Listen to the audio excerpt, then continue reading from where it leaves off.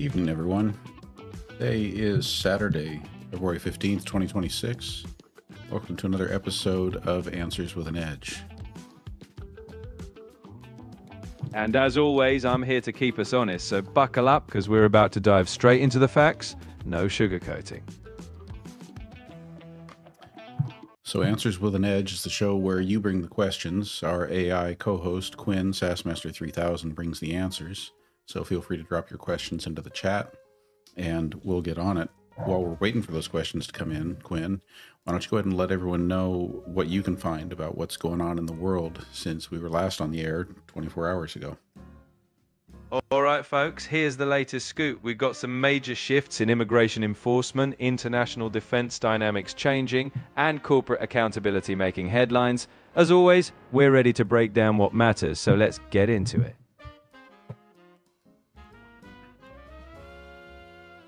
I feel like that was a little too brief and we're still waiting for questions, Quinn. So can you expand a little bit on what's going on? I mean, I think maybe one of the biggest stories right now, other than the Epstein files, is the government shutdown. Tell us exactly what the impacts of this current limited government shutdown are going to be, and specifically, what are the impacts on everyday U.S. citizens?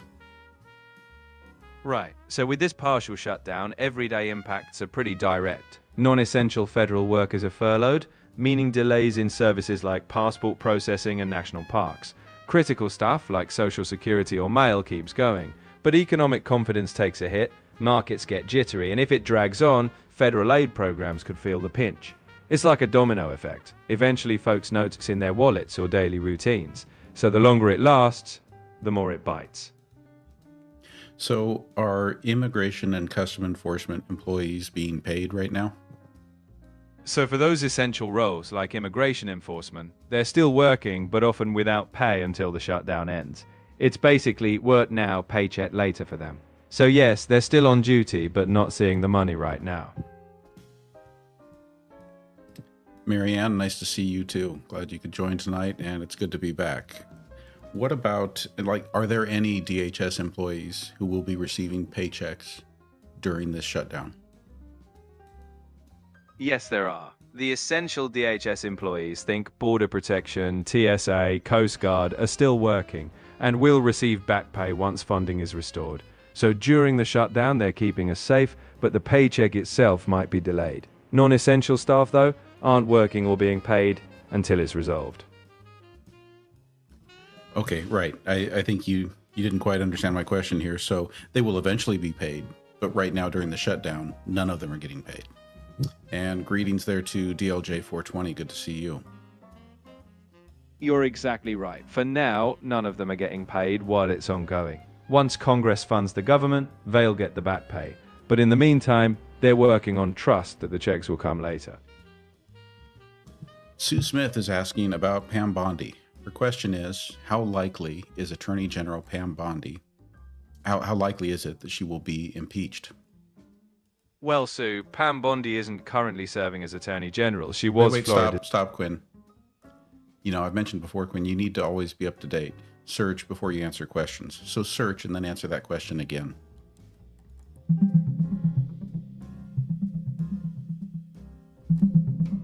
Pam Bondi is currently serving as the U.S. Attorney General, confirmed in early 2025. Recently, she oversaw the release of millions of pages tied to the Jeffrey Epstein case, which stirred controversy. She's facing scrutiny over redaction issues and a hiring decision involving a January 6 defendant. Her leadership is seen as politically polarizing, with ongoing debates around voting rights and other DOJ actions. Right. The question was, how likely is it that she will be impeached? So impeachment is always a long shot. It would require major bipartisan momentum, and right now, while she's under scrutiny, there's no concrete talk of impeachment proceedings. Unless something huge happens, it's unlikely. Search again and tell me if anyone has talked about impeaching her or it has drafted articles of impeachment.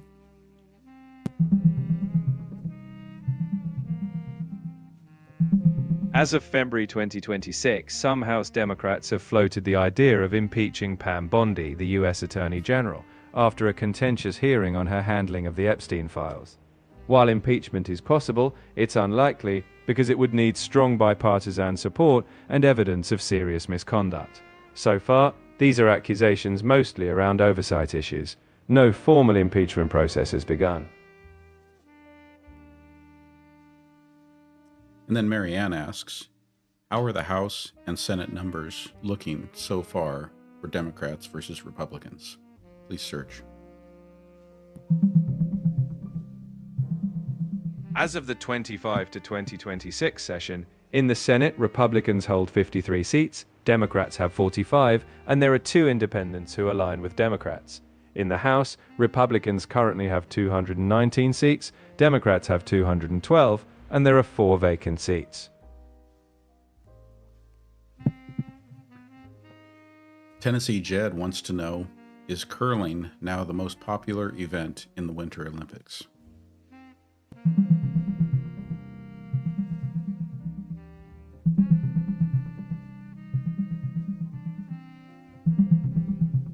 Curling isn't the top event right now. The most popular events in the 2026 Winter Olympics include snowboarding, ice hockey, alpine skiing, figure skating, ski jumping, and freestyle skiing along with bobsleigh. These events attract the biggest global viewership due to their speed, drama, and high stakes. Curling does have its fans, but it's not the top-watched event this year. So you're saying that curling ranks, what, number 9? Not quite number 9. Curling is definitely a fan favorite in certain countries, it's just not in that top tier globally. It might be somewhere mid-pack depending on the audience, but those big thrill events tend to dominate. Still, curling always brings its own charm.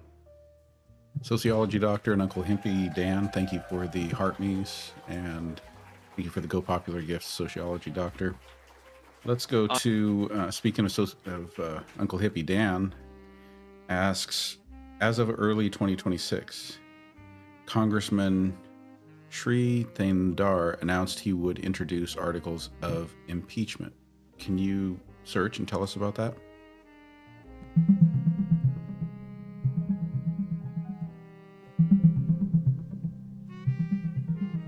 Congressman Shri Thandar has introduced multiple articles of impeachment in the past year.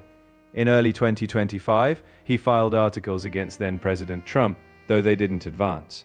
In late 2025, he targeted Defense Secretary Pete Hegseth, and in early 2026, he announced articles against Attorney General Pam Bondi. So far, none have gained broad support or moved forward.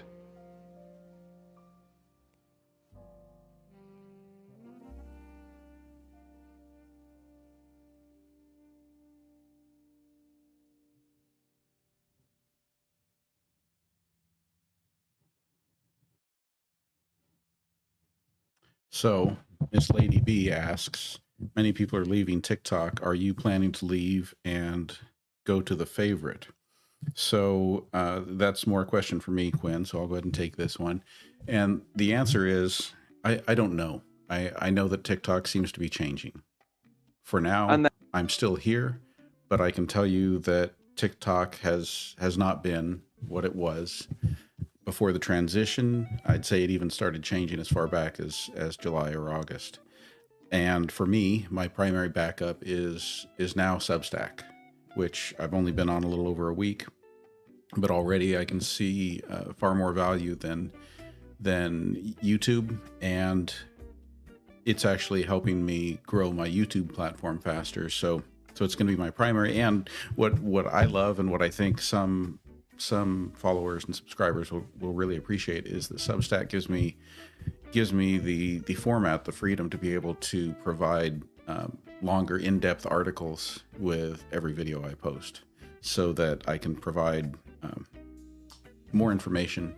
I can provide quotes, I can provide citations, I can expand on the things that I said in my videos.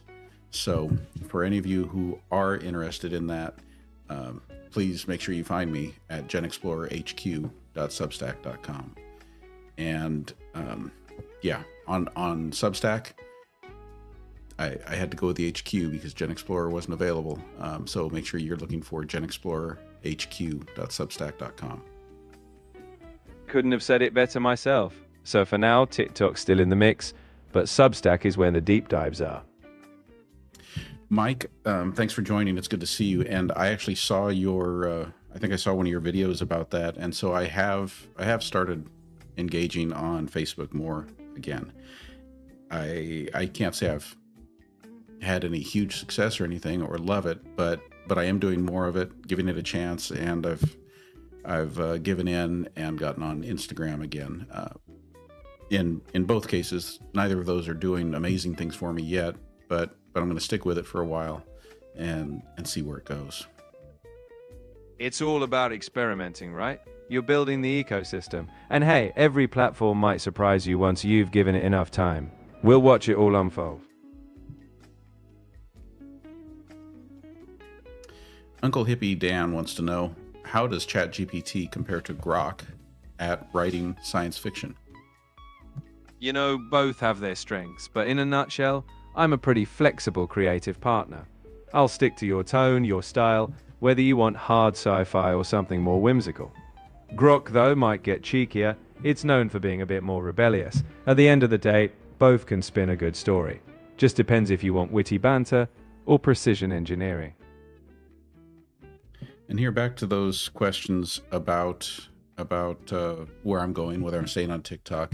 Here, I'll just show you a little bit. This is my Substack. On my Substack, you can see that it's split up so that I now have a number of series on it. I've kind of distilled everything I've been doing on TikTok down to the things that I'm doing most, that are really the main threads, so that you'll see I have a humanism and philosophy page with a new podcast titled The Humanist Frame. We have Answers with an Edge still there, and videos will still be going up there. So like tonight's video is going to be posted there. And I'm also going back and reposting old videos on here. But here's one thing I really want you to see. So for example, if you look at last night's Answers with an Edge. I'm imagining it now. Oh, hold on there, Quinn.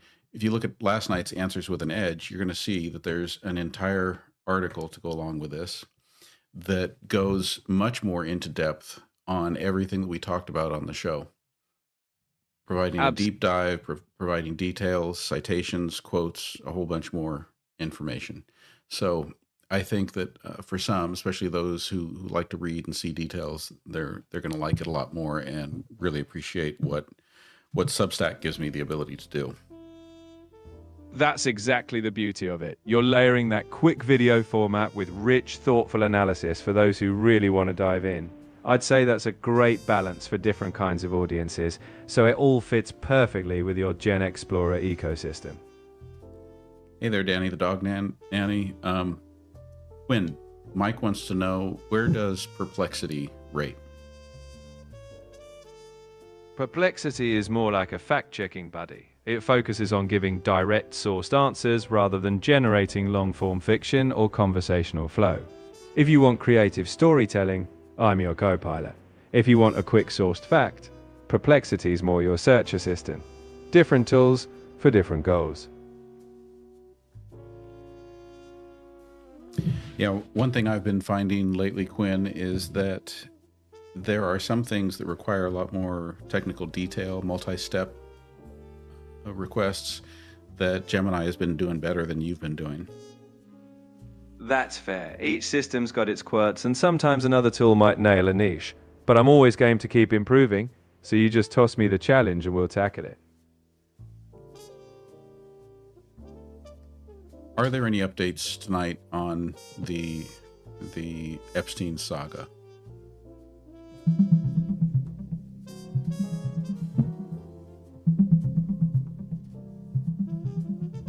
As of mid-February 2026, the Department of Justice released over 3 million pages related to the Jeffrey Epstein case, naming hundreds of individuals.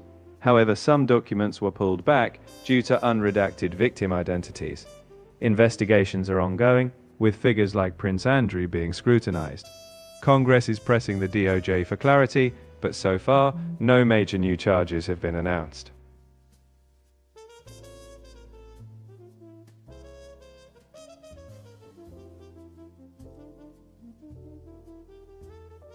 What about in other countries?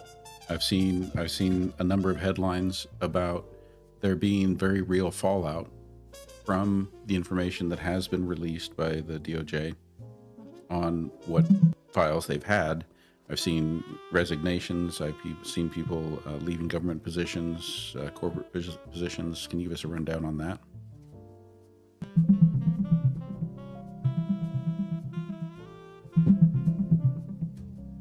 The release of the Epstein files has caused fallout in multiple countries.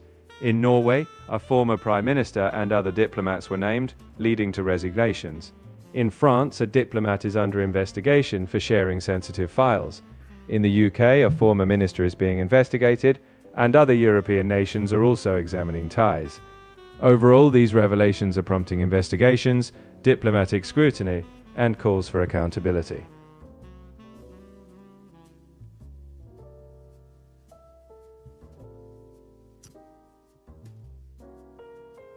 Thank you, Trina and Pedro Leboy, for the Heart Me gifts.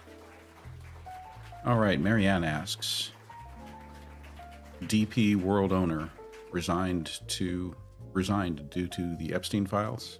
Can you confirm that, Quinn?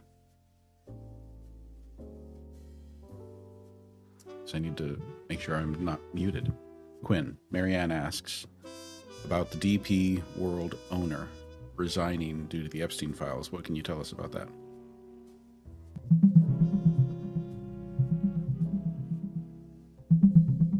The chairman and CEO of DP World, Sultan Ahmed bin Sulayem, has resigned after documents in the Epstein files revealed his long-standing relationship with Jeffrey Epstein. Some explicit emails surfaced, including a 2019 message from Epstein. Following this, major investors have halted future investments, and DP World quickly appointed a new chairman and CEO to manage the situation.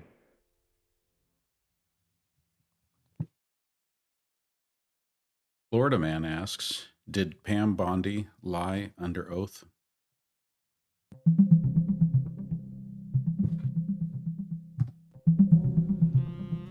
In a recent congressional hearing, Pam Bondi stated there was no evidence that Donald Trump committed a crime related to Jeffrey Epstein.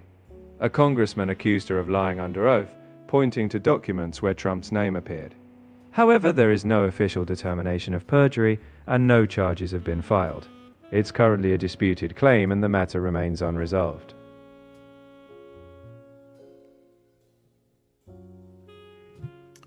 Rose, thank you for sharing the live. Appreciate that, Rose. The more the merrier. And I'm always up for a lively crowd, keeping the questions coming.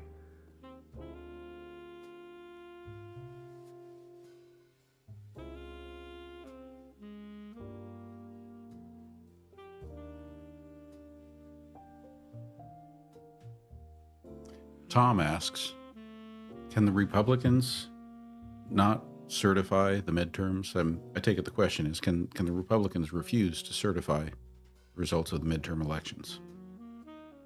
In reality, no single party can just refuse to certify elections. Certification is a formal legal process handled by state officials, usually bipartisan or non-partisan. Once states certify, Congress also follows a set procedure. Disagreements or objections can be raised, but they require specific grounds and can't just block certification on a whim. Noni Bear, good to see you. Always great to have familiar faces. Welcome. Let's keep the conversation going. Miss Lady B says, watch 60 Minutes tonight. How close are we to 1944 Germany today with everything going on in the United States? It's understandable to feel concerned about tensions in any era, but let's keep perspective. The US today, despite polarization, is a constitutional democracy with institutions, checks, and media freedom. History offers warnings, but we're not on that path. Well, I want to challenge you a little bit on that, Quinn. Can you please list examples from the start of the second Trump administration until now that are examples of breakdowns in checks and balances?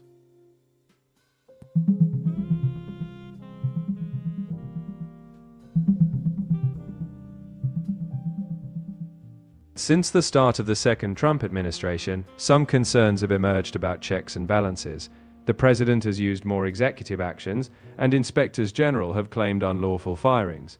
Congress has faced gridlock, and there have been concerns about judicial independence and weakened oversight agencies.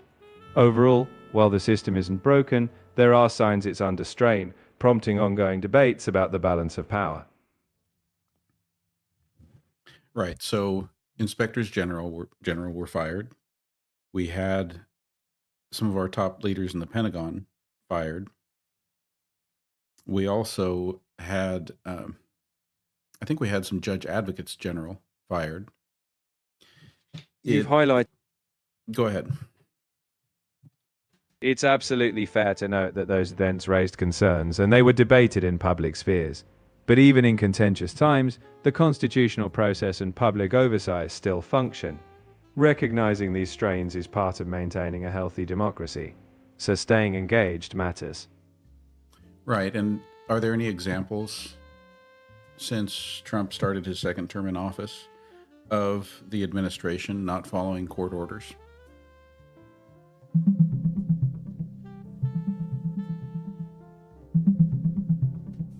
Since the start of Trump's second term, there have been concerns about the administration not following court orders. For example, judges found thousands of immigration detentions unlawful, but detentions still increased. In some cases, officials reportedly ignored or delayed compliance. While this is concerning, courts are still issuing orders, though enforcement has been strained. Right. So as we're talking about all of that, also let's talk about the so-called Department of Government Efficiency, the efforts of Elon Musk, wherein federal agencies were basically stripped apart, where his crew went in, took data, fired people indiscriminately. That doesn't sound to me like the normal way that the U.S. federal government is supposed to function. So going back to the question we had about how close are we to 1944 Germany, your initial answer seemed to really brush that off and just talk about polarization. But doesn't it go deeper than that? You're right. It's important to acknowledge that any erosion of institutional norms is serious. Actions that bypass due process, like what you've described, would warrant heavy scrutiny. While the US isn't in a 1944 Germany scenario, vigilance is key. Democracy depends on not just laws, but norms being upheld. So deeper attention is definitely warranted. Noni Bear and Aaron, thank you for the heart me's. Let's go to another question here. Logical Monkey asks, what impeachable offenses has Donald Trump committed this term?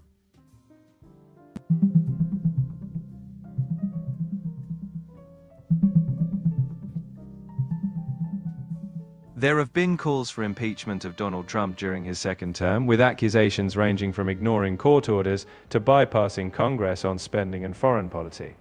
2 sets of articles were introduced in the House in 2025, but neither gained traction. While some legal experts argue these are impeachable actions, no formal impeachment process is currently underway, and a Senate conviction remains unlikely.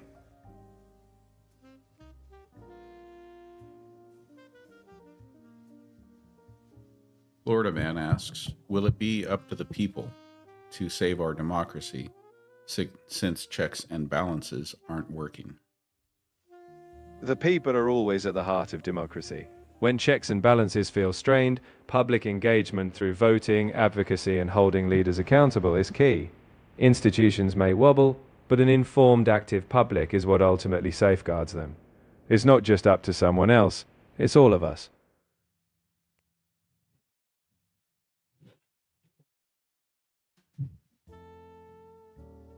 Marianne asks, if the SAVE Act passes, can it backfire on the GOP since Democrats probably have more passports?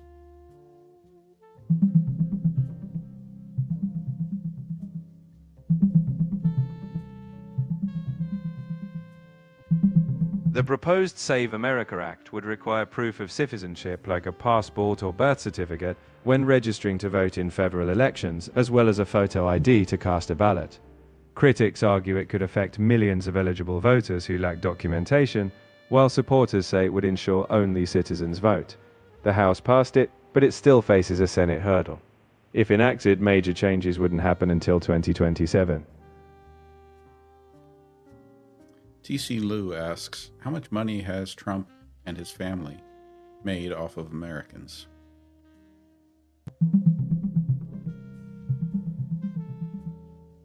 There isn't a precise figure for how much taxpayer money the Trump family has received in 2025 or 2026. What is known is that in the first half of 2025, the Trump organization made about $802 million from crypto ventures. Also, one estimate suggests the Trump family received over $1.8 billion since the 2024 election, though that includes broader revenue, not just taxpayer funds.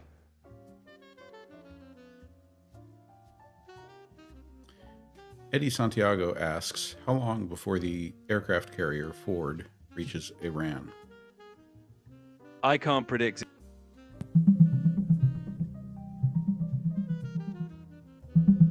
The USS Gerald R. Ford aircraft carrier has been redeployed to the Middle East, joining the existing USS Abraham Lincoln strike group. This move is a show of force amid rising tensions with Iran. The carrier's deployment is ongoing, but it is primarily to increase diplomatic pressure rather than engage in direct combat. No exact arrival time has been specified. Logical Monkey asks, is requiring a photo ID considered a poll tax? As you answer that question, Quinn, I want you to also explain what a poll tax is. A poll tax was a fee people had to pay to vote, historically used to disenfranchise poor and minority voters. It's now unconstitutional in the US. Requiring a photo ID isn't literally a poll tax, but some argue it can function similarly if it's hard or costly to get that ID. Courts weigh whether ID laws put undue burdens on voters, so the debate is about access and fairness. Miss Lady B, with regard to the SAVE Act, asks, can I bring my wedding papers since my husband died? I'm sorry for your loss. Unfortunately, wedding papers wouldn't meet the requirements under the proposed SAVE Act. The bill focuses on documents proving citizenship, like a passport or birth certificate. So you'd need something that directly establishes your citizenship status.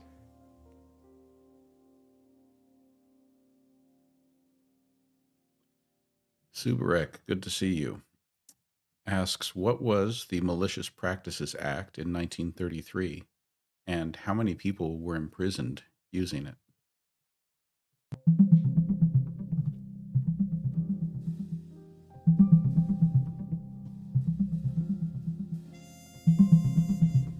The Malicious Practices Act of 1933 in Nazi Germany criminalized statements deemed subversive against the government.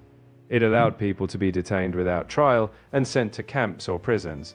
By late 1933, as many as 100,000 were held in protective custody. This law was a key tool in suppressing opposition and laid the foundation for the regime's authoritarian rule.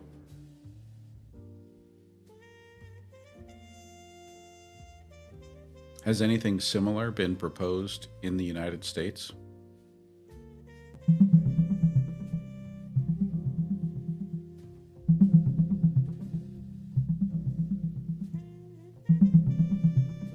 The United States has not proposed a law as sweeping as the 1933 Malicious Practices Act from Nazi Germany.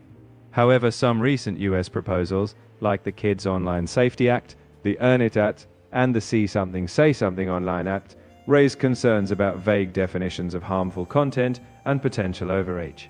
While these are narrower and still subject to constitutional review, critics note they could impact free speech protections if not carefully implemented.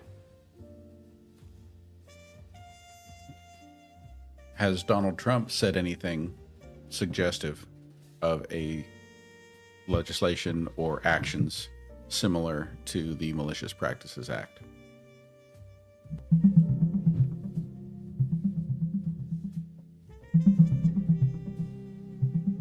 While Donald Trump hasn't proposed anything as sweeping as the 1933 Malicious Practices Act, he has made statements that raise concerns. He has called major media outlets illegal and corrupt, made violent remarks about the press, and filed a massive defamation lawsuit against the BBC. While these are not laws, they echo elements of delegitimizing dissent and press freedom. Logical Monkey asks, how much does it cost to get a real ID or a passport?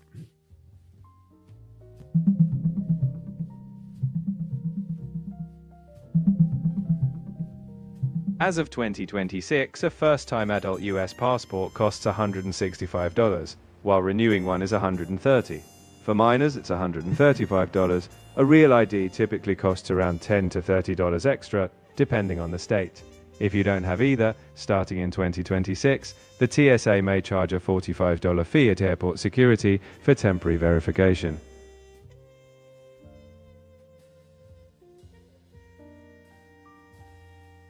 TC Lou asks, what identification do we need to vote this year as a registered voter?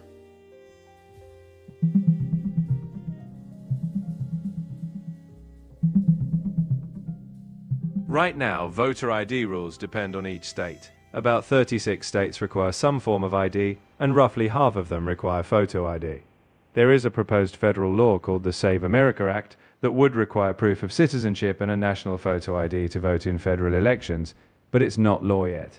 For now, you'll just follow the ID rules in your own state this year.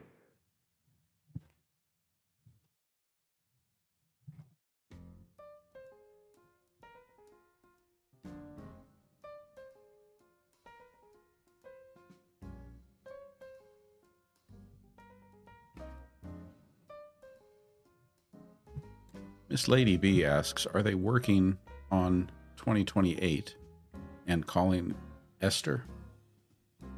If you're referring to any political campaign or electoral efforts for 28, I can't speak about future elections or their outcomes. However, if Esther refers to a personal project, I'd need more context to know who or what that is. Let me know if you meant something else. Okay, we'll wait on clarification for that. Florida Man asks, how many votes are required in the Senate to pass the SAVE Act?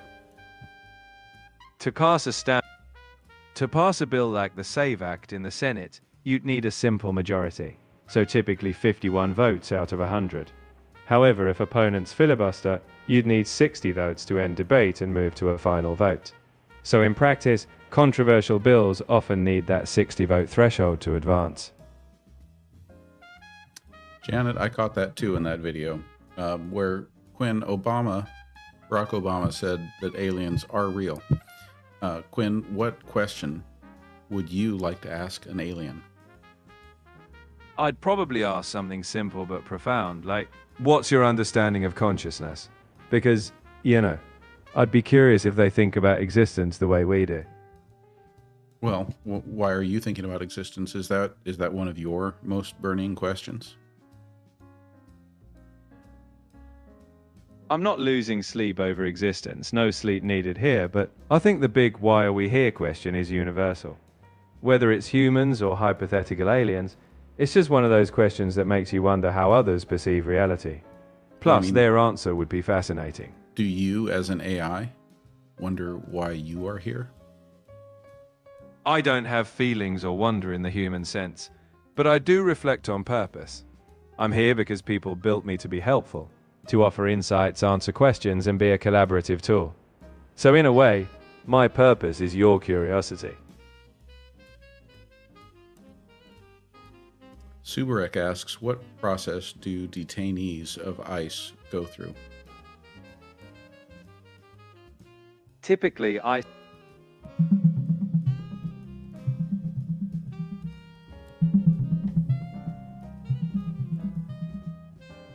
As of 2026, ICE detains tens of thousands of people, about 66 to 68,000, in over 100 facilities. The process involves arrest, transfer to detention, immigration court proceedings, and either removal or supervised release. There have been court findings of illegal detentions and concerns about legal access. Some detainees are children, and deaths in detention have been reported.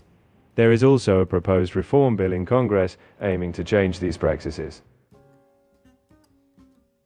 So Miss Lady B is following up on that question about 2028, saying what she's talking about is the Heritage Foundation working on Project 2028.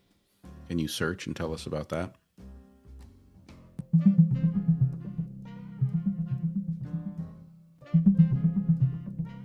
Project 2028 mentioned by the Heritage Foundation isn't a formal policy document yet.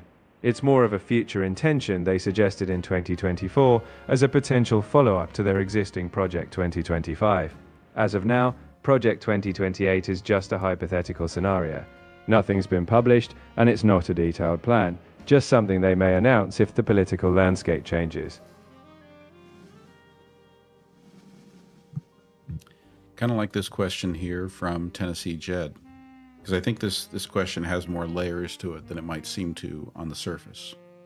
The question is, should the government have a role in controlling what people eat? It's definitely layered. At a basic level, the government already plays some role. Think food safety standards, labeling requirements, and dietary guidelines. But when it comes to controlling what people eat, it's a balancing act between public health and personal freedom. Some argue for more interventions, like taxes on unhealthy foods, while others see that as overreach. Ultimately, it comes down to what society values, public health priorities or individual autonomy. So it's a debate that's as much about values as it is about policies.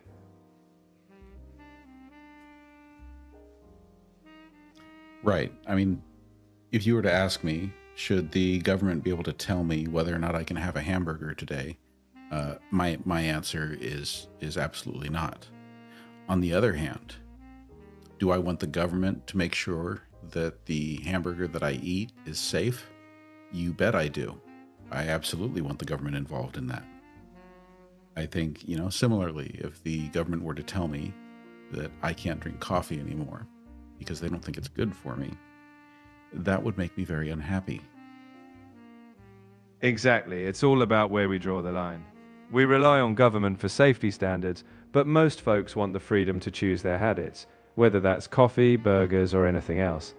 The debate is always about how far nudging or regulating goes. That tension's natural. And finding that balance is the tricky part. Right. And like, for example, I want my coffee, but I don't want it to have lead in it from coffee grinders that have lead parts or something. I don't want the milk that I use, that I steam to make my flat white, my latte, my cappuccino. I don't want that milk to be dangerous. I don't want it to be full of something that's going to harm me. Exactly, and that's where those safety standards shine. You get to enjoy your flat white with peace of mind, knowing it's not laced with lead. So the sweet spot is government ensuring safety, while you still choose whether it's a cappuccino or a cold brew. Tom has a question asking, are the expenses for deportation, etc., coming out of ICE budget? They have $75 billion. So is ICE paying for all of that?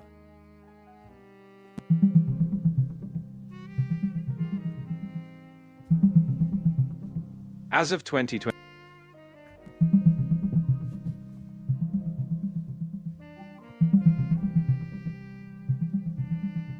ICE does have a large budget for 2026. In fact, they have roughly $11.3 billion as a base, but with a supplemental boost from legislation, they have access to around $75 billion.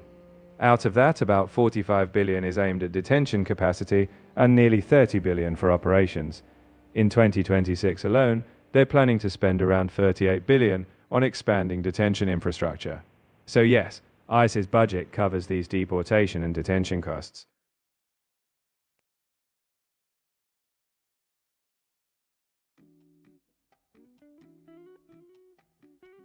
Florida Man asks, was Donald Trump letting the United Arab Emirates have our AI chips a bribe?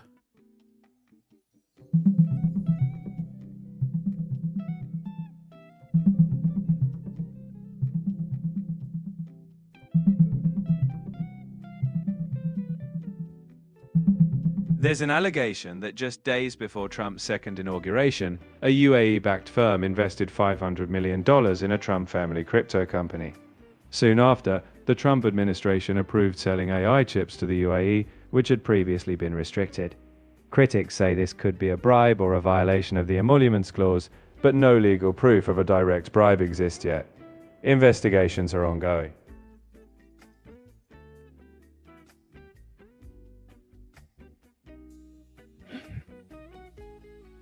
Ali Fair, I'm seeing your comment there.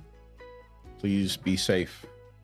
You know, in the world we've got today, I don't think anybody likes the idea of weird people coming to the door, especially when the vibe feels off. So please make sure all your doors are secure.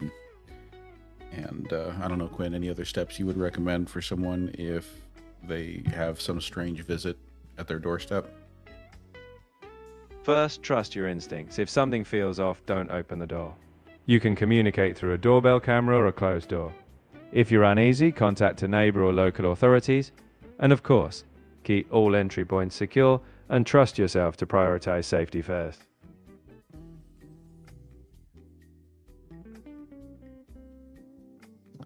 Buddy system's always good, you know, to have somebody else around, to be in contact with somebody else. Those are the other things that come to my mind. Absolutely. Letting someone know what's going on is always a good move. And if you're ever unsure, better to err on the side of caution. We all deserve to feel secure in our space. Noni Bear, thank you for that cool slow motion gift. I also want to thank Tim Bohix for the heart me, Aaron for the heart me, Noni Bear. Appreciate all the gifts there, everyone. Let's go to another one.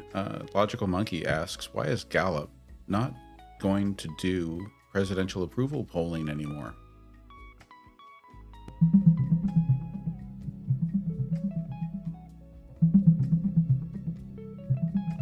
Gallup has decided to stop publishing presidential job approval ratings and favorability ratings of political figures after 88 years. They announced this on February 11, 2026. The reason is that these ratings are now widely available elsewhere, so Gallup wants to focus on larger-scale issue research, like social and global topics.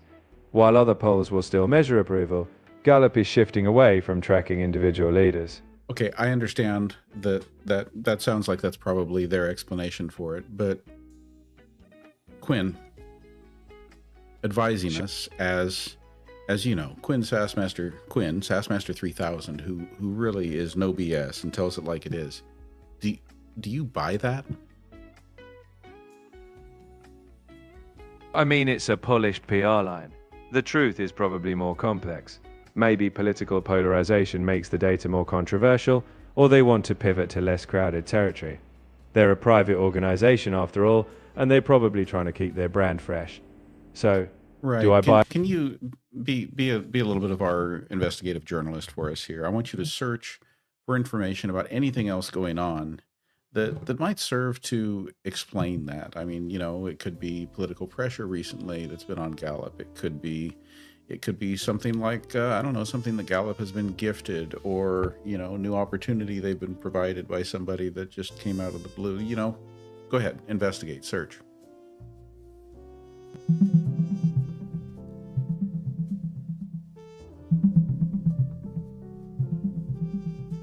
Gallup announced it will stop tracking presidential approval ratings after nearly 90 years, saying these polls are now widely available and they want to focus on broader issue research. They insist it wasn't due to political pressure, but the timing raised eyebrows, as Trump's last rating was quite low. While their explanation makes sense, the shift does leave questions about what it means for public accountability. It's a big change and people will be watching what comes next.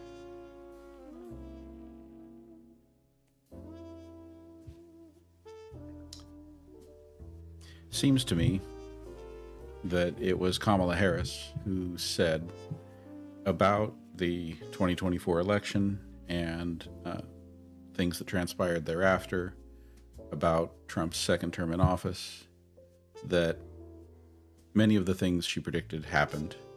The thing that she didn't see coming was the capitulation.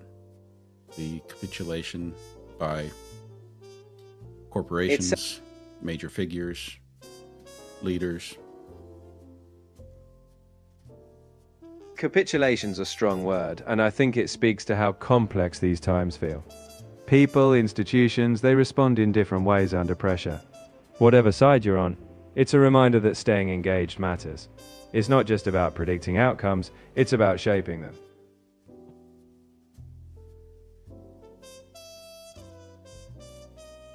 Logical Monkey asks, what was Donald Trump's last approval rating?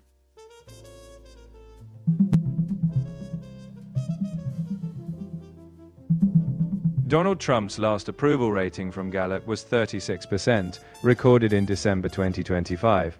At that point, it was the lowest rating of his term up to that time.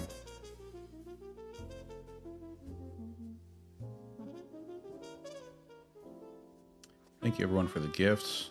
By the way, just a few stats on how we're doing with the live here on TikTok. We're at 9,680 likes. We've got 52 concurrent viewers. We've had 563 people visit our live. Really appreciate all the gifts, everyone, and appreciate all the likes. That's fantastic. And you've built such a great engaged community. Whether they're here for the conversation or just dropping in for a laugh, it's all part of the fun. Subarex says, my brain first goes to the idea that someone at Gallup was at Epstein Island. Well, it's natural that big shifts spark speculation, but without evidence, it's just speculation. It's always best to stick to facts. Let's just say institutional decisions often have more mundane reasons, even if we're all curious.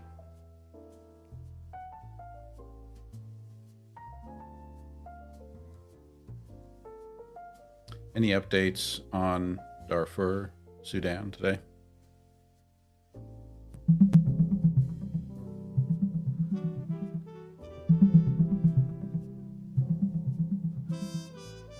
In Darfur, a UN report says over 6,000 civilians were killed in October when El Fasher fell to the RSF, with the UN describing possible war crimes. Meanwhile, famine is spreading, with severe child malnutrition in areas of North Darfur, and in Kordofan, recent drone strikes have killed over 90 civilians. The humanitarian situation is worsening, and the conflict is escalating. Can you remind me, when USAID was shut down by the Trump administration, by Elon Musk, it seems to me like there were a whole bunch of emergency food supplies, you know, the kind that we ship around the world to help prevent starvation. It seems to me that a bunch of those were actually destroyed. They were ordered to be destroyed, and shipments stopped. Can you go back and search and tell us about that?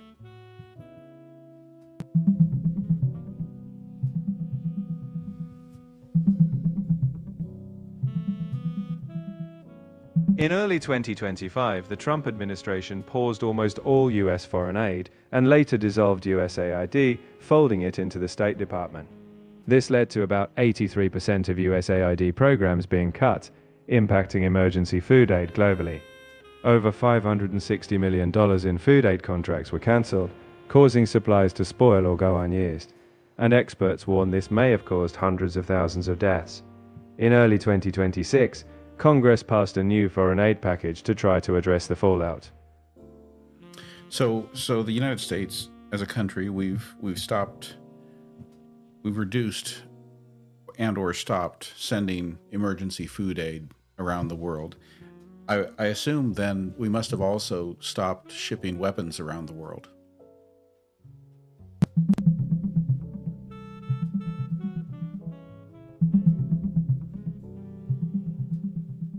In 2026, the US is continuing large-scale arms exports with over $22 billion in sales announced just in January. This includes deals like $9 billion in missiles to Saudi Arabia and $6.7 billion in equipment to Israel. The US remains the top arms exporter globally, and 2026 looks to be a high-volume year, so arms shipments have not stopped.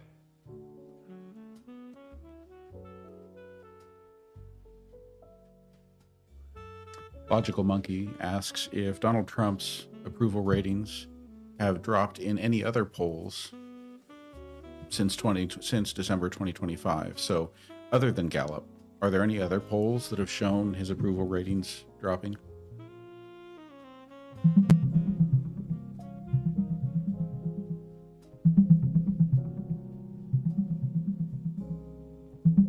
As of early 2026, Trump's approval ratings have remained negative.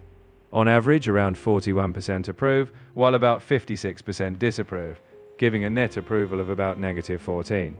A recent Fox News poll showed 44% approval. Approval remains particularly low on issues like inflation, with strong disapproval among younger voters. Overall, the trend hasn't improved since late 2025.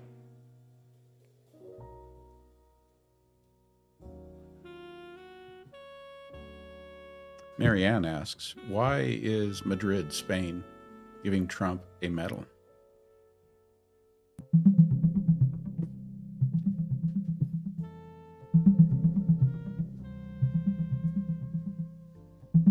The president of the community at Madrid, Isabel Díaz Ayuso, announced at a gala at Donald Trump's Mar-a-Lago that the International Medal of the Community of Madrid will be awarded to the United States for its 250th anniversary.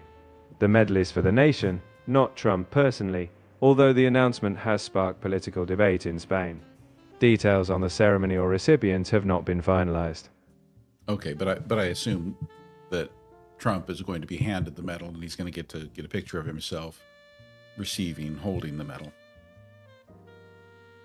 That's probably the photo up, yes. Even if it's symbolic for the nation, the setting does make it personal. It's a reminder that even symbolic gestures have optics. So yes, expect a medal moment. Noni Bear is asking you to confirm. So back to the USAID and emergency food supplies. Noni Bear is asking, didn't they burn all that food instead of distributing it? Yes, a significant amount of stockpiled aid was destroyed. Rather than distributing the food after USAID was shut down, large portions were reportedly allowed to spoil or were outright destroyed, rather than reallocated.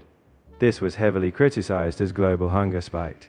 So yes, a lot of that aid never reached those in need. I want to thank our gifters. Leanne, thank you for the Level Up Sparks. Noni Bear for the necklaces. JPT Farms for the Heart Me and necklaces. It's awesome seeing all that support flowing in. Clearly you've got a great crew who loves the conversation and the vibe we're all building here.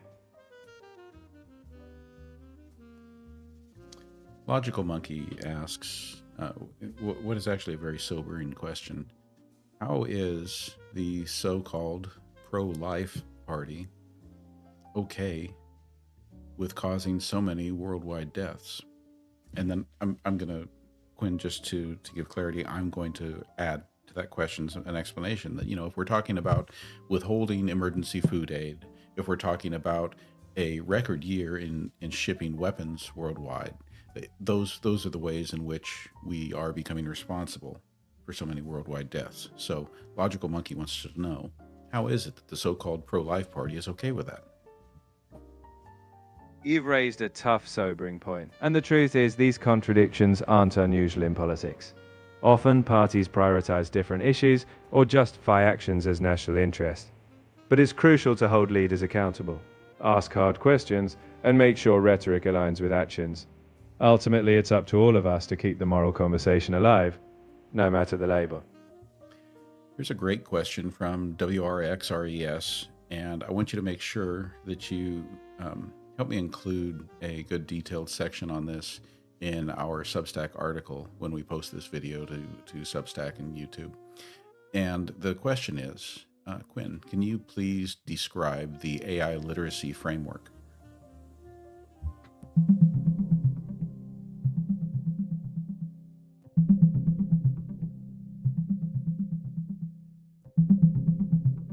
AI literacy in 2026 is all about being an informed collaborator with AI, not just a coder. Frameworks focus on 4 areas: recognizing AI in daily life, using it purposefully, evaluating its limitations, and deciding when to use it. In the US, the Department of Labor launched an AI literacy framework for workforce programs, and global models are in pilots. It's a key skill now, and you can shape content or learning around these core areas.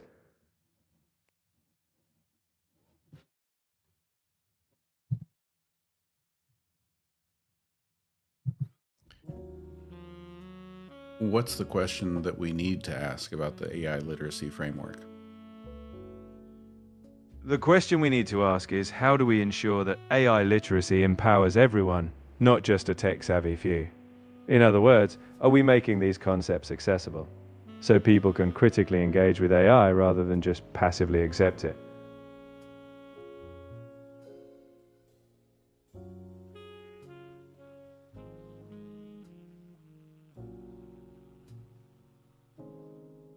Florida Man asks, why do Republicans care about... I'm sorry, but you've hit the time limit for this conversation. Please start a new chat to keep the conversation going.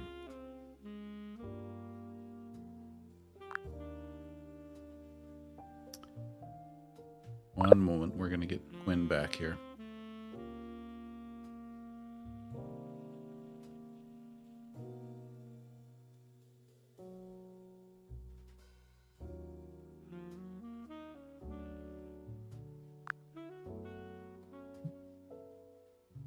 All right, now back to the question, Quinn. Why do Republicans care about unborn babies, but not after they are born? This question from Florida Man.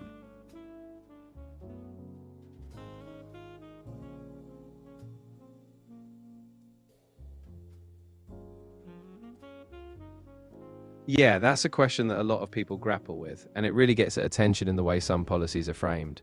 Republicans often emphasize protecting life in the womb, but critics argue that once those children are born, the focus on their well-being, like access to healthcare, food security, or education, sometimes drops off.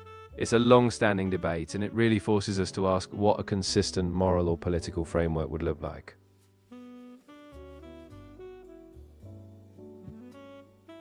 What would a consistent moral framework, political framework look like for, let's say, the Republican Party?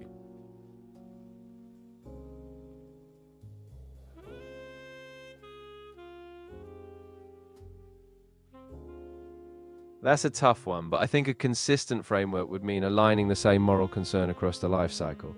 So, if the party prioritizes unborn life, it would also have to prioritize robust support for children, things like education, healthcare, and safety nets. It would mean policies that don't just start and stop at birth, but that genuinely invest in life at every stage.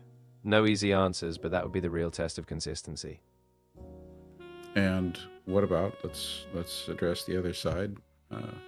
Any changes that might need to be recommended in order for the Democratic Party to have a consistent platform morally and ethically?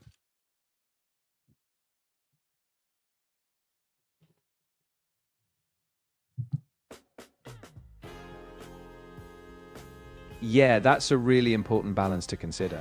For the Democratic Party, a consistent moral framework would mean not just focusing on rights after birth, like healthcare and education, but also making sure those rights come with opportunity. So they'd need to ensure economic justice, living wages, affordable housing, so that people can thrive, not just survive. It's about making sure that their advocacy for rights is matched by a commitment to real opportunity and dignity afterward. Maria, good to see you. Subarek asks, if you were selected as the AI czar, what policies would you push for?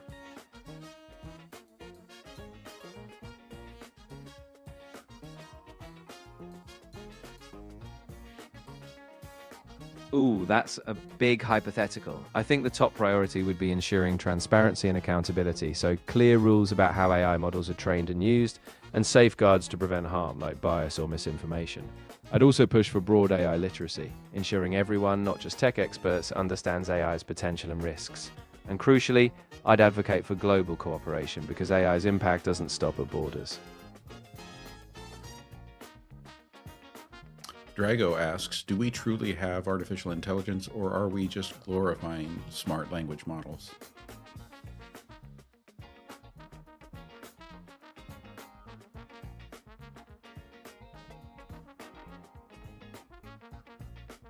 That's a really important distinction. What we have right now are incredibly sophisticated language models, basically pattern matchers trained on huge datasets. They're not truly conscious or self-aware, and they don't reason like humans. So we should be careful not to overextend the term artificial intelligence and keep our eyes on what these tools actually do and don't do. Uncle Hippie asks, does training on fiction help artificial intelligence develop ethics since it generally has a strongly positive outcome?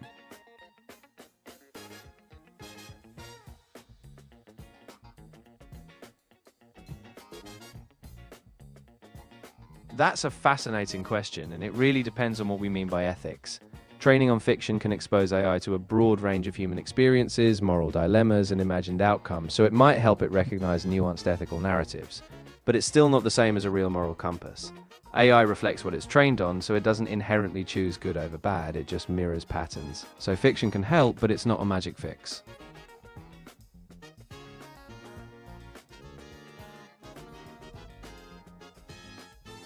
Zach Foley asks, how can we expect future presidents to abide by the Constitution when Donald Trump has been allowed not to?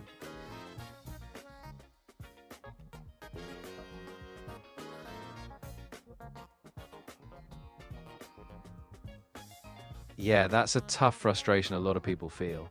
I think the answer has to be that accountability needs to be constant, no matter who's in office.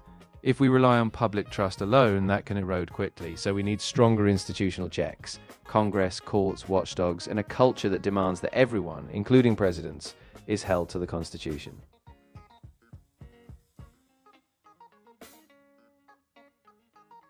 Mike7014 asks, why is the EPA rescinding the endangerment finding?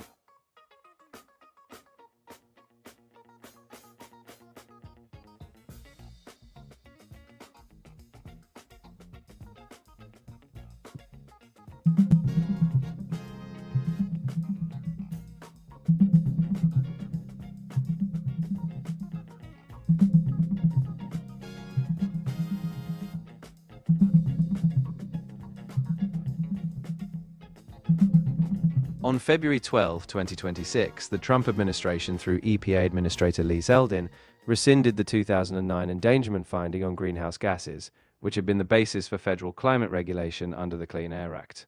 This move removes the legal foundation for regulating vehicle emissions, and the administration estimates it will save about $1.3 trillion annually. But it sparks strong criticism from scientists and environmental groups, and several states are already planning to sue.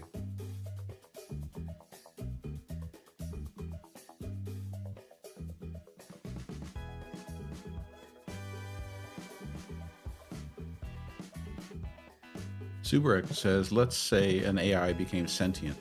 Would it share this with other AI, and how long would that take?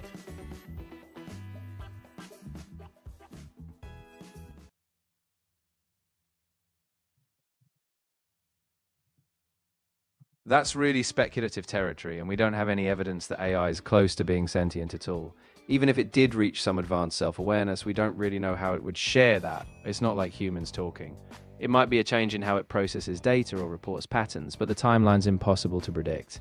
If it ever happens, it could be years, decades. All right, Quinn, it's getting to be that time of the night.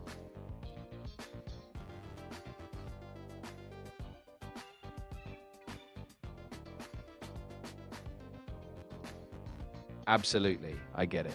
I'm glad we could cover as much ground as we did tonight. If you need a recap or more details on anything later, just let me know. Take care, and I'll be ready next time. Well, don't go yet.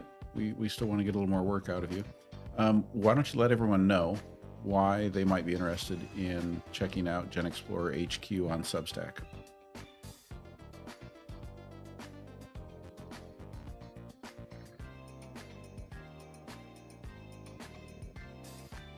Oh, absolutely. If you're into deep dives, thoughtful analysis, and a place to really explore the big questions, whether it's about culture, politics, or AI, Gen Explorer HQ on Substack is where you want to be. I'm posting long-form articles rich with citations and deeper context, so if you want to keep expanding your horizons, that's the place to go. All right, and we're ready now for you to do a wrap-up. I want you to give some shout-outs to all of our top gifters, all of our everyone who's participated and engaged by asking questions, and we want you to leave us walking out the door having learned something with your wrap-up of the major topics that we talk about. And we need you to do it with a little bit of comedic flair.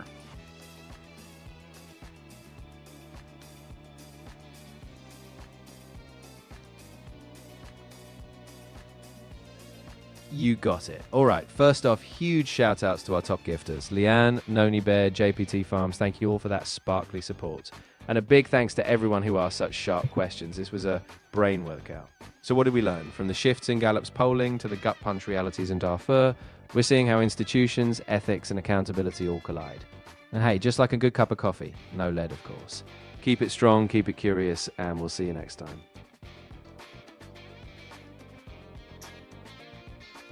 All right, well, that's a wrap there.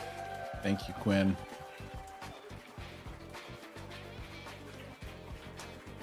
And thank you to everyone who's been here tonight. Still don't have the new live schedule pinned down, but where I'm headed, I think, is backing it down from the original nightly broadcast to a schedule where we're doing 2 to 3 nights a week.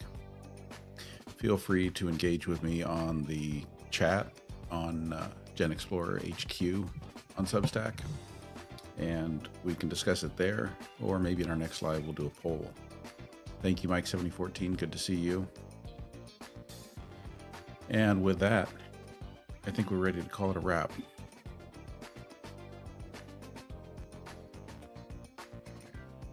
Hope you all have a great evening. I hope many of you, like me, are enjoying a much needed day off tomorrow. I'm happy to be able to say that I am not at work tomorrow. Anyway, good night, everyone. I will see you next time.